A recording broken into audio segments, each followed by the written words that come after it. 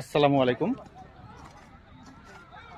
আজি আমি আহি উপস্থিত হৈছোঁ ধুবুৰী জিলাৰ আলমগঞ্জৰ বটেৰতল নামে ঠাইত। এইখন ঠাইতেই নামনি অসম ভিত্তিত অনুষ্ঠিত হ'ব ইজতেমা। ইছলাম ধৰ্মীয় লোকসকলৰ এটি পবিত্ৰ অনুষ্ঠান ইজতেমা অনুষ্ঠিত হ'ব।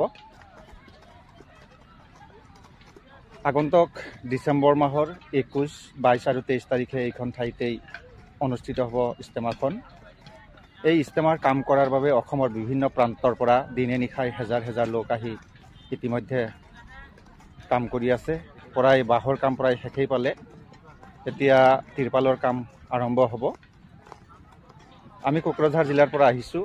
আপোনালোকেও বিভিন্ন জিলাৰ পৰা আহি যি এই পবিত্ৰ অনুষ্ঠান নামনি অসম ভিত্তিত ইজতেমা, এই ইজতেমাখনত যাতে সকলোৱে সহায় সহযোগ আগবঢ়ায়।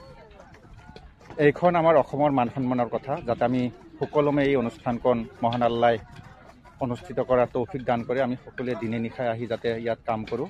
আপোনালোকেও আহিব, আমিও আহিছোঁ আৰু আহিম। তাৰ বাবে সমূহ ইছলাম ধৰ্মীয় লোকৰ প্ৰতি অনুৰোধ জনাইছোঁ। আসসালামু আলাইকুম। আজি আমি আহি উপস্থিত হৈছোঁ ধুবুৰী জিলাৰ আলমগঞ্জৰ বটেৰতল নামে ঠাইত। এইখন ঠাইতেই নামনি অসম ভিত্তিত অনুষ্ঠিত হ'ব ইজতেমা।